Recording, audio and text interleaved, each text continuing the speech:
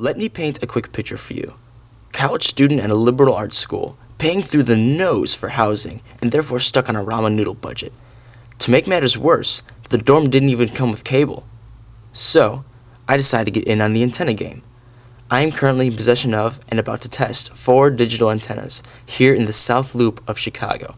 I will be looking at signal strength, as well as picture quality, audio quality, and of course number of channels.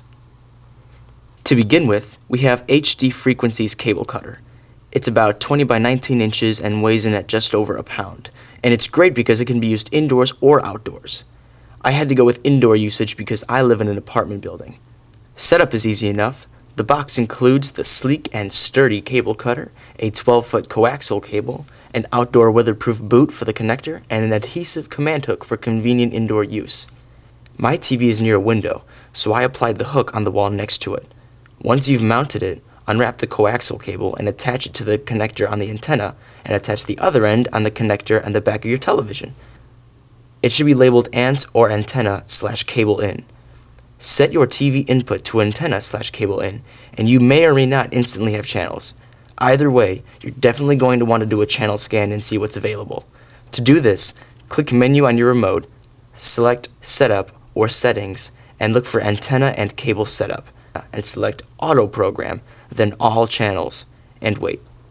Here in the city, I received 73 channels, including local news stations such as CBS 2, NBC 5, ABC 7, WGN, and popular stations such as Fox, Ion, Movies, and This Chicago.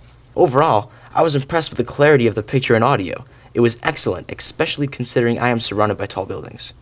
Its 50-mile range certainly isn't working against it either. Now, surprise twist, the cable cutter has a little brother, and it's called the HD Frequency Cable Cutter Mini. This guy didn't fall too far from the tree, the biggest differences being it is an indoor-only antenna, with a signal range of about 25 miles, and is much smaller, about the size of a piece of paper folded in half and hardly weighing 2 ounces. Setup is basically the same.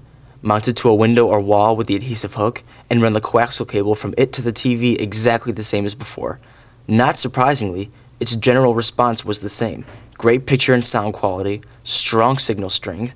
However, it actually grabbed 3 more channels than the cable cutter, totaling at 76, and also including the same channels: CBS, NBC, ABC, WGN, Fox, Ion, Movies, etc., etc. Really, the biggest difference to me is the price. Between the two, I personally prefer the cable cutter mini. Who doesn't like saving money and space?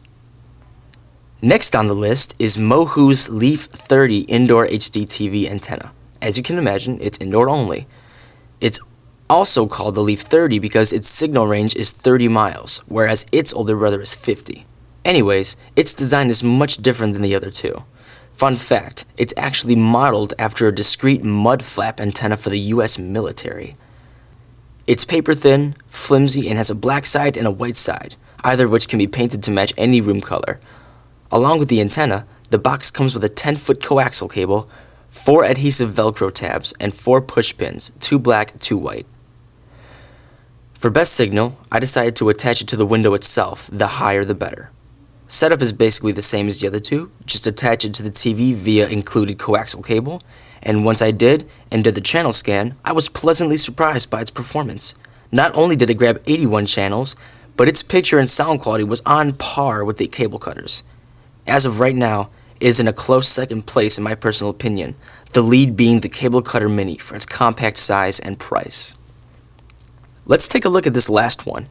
It's called the Digital Indoor Antenna by Monoprice. Telling of the company name, its super cheap price is its greatest asset, running at $15. However, there's more to take into consideration.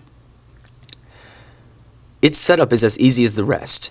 It can sit upright by inserting its included standing unit into the holes in the back of it, sort of like a kickstand, or you can also have the option of setting it horizontally. Connect it to the TV with the included 6-foot coaxial cable and run a channel scan. When I did mine, I ended up with 59 channels. However, the signal was pretty weak, and half the channels had a lot of pixelation, warped picture, or cutting audio.